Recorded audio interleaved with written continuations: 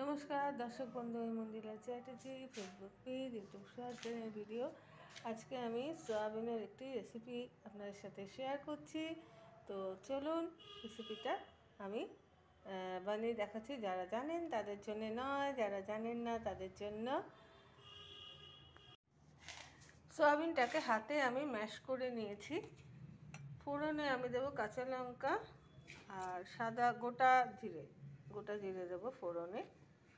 আর এখানে আছে পেঁয়াজ কুচি, এখানে আছে আদা রসুন গ্রেট করা, আর এখানে আছে হলুদ গুঁড়ো, জিরে গুঁড়ো, ধনে গুঁড়ো, লবণ আর একটু চিনি, মিষ্টি। যারা মিষ্টি পছন্দ করেন না তারা স্কিপ করতে পারেন। এটা হচ্ছে ইনগ্রেডিয়েন্টস। কড়াইটা আমি তেল বসিয়ে দিয়েছি। প্রথমে আমি দিয়ে দেবো এখানে কাঁচা লঙ্কা ফোড়নে,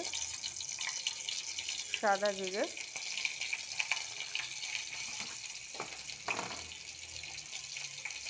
দিয়ে দিচ্ছি পেঁয়াজ,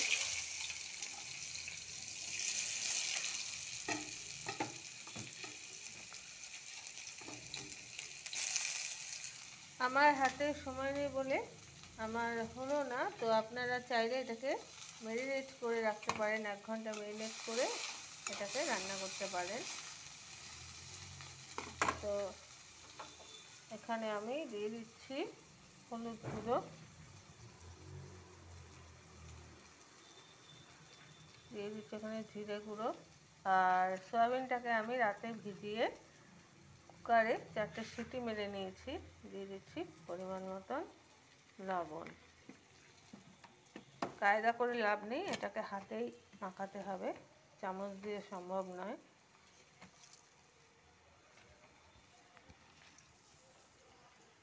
আর এখানে দিয়ে দিচ্ছি একটু আদা, একটু রসুন, আর বাকিটা দেওয়া হবে কষানোর সময়। পেঁয়াজগুলো ভাজা হয়ে গেছে, এবারে আমি এই সোয়াবিনটা এখানে দিয়ে দিচ্ছি। কেউ চাইলে মিক্সিতে ম্যাশ করতে পারেন।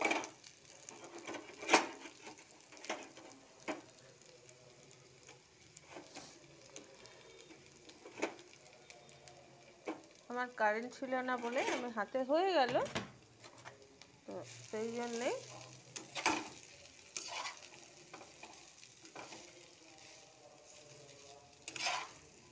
আমি হাতেই করে নিলাম।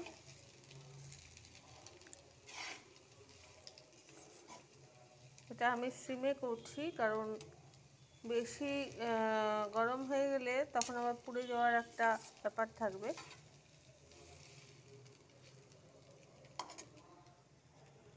এবার আমি এর উপরে অল্প একটু চিনি দিয়ে দিলাম। যারা না খেতে পছন্দ করবেন তারা দেবেন না, এটা আমি দিলাম।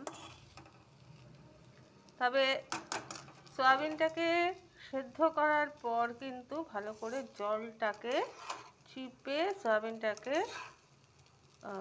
জল মুক্ত যেটাকে বলে একদম ড্রাই করে নিতে হবে, তাহলে এটা খুব ভালো হয়। আমার রেডি হয়ে গেছে, কেননা সয়াবিনের তরকারি আমি একদম ভালোবাসি না, এরকম করে হলে আমার খেতে ভালো লাগে, আমি খাই। এরকম করে হলে আমি খাই, নচেত আমি সয়াবিন একদম খাই না। এটা সয়াবিনের ভর্তা। সবার শেষে বলে দিলাম এটা হচ্ছে সয়াবিনের ভর্তা। Thank you so much.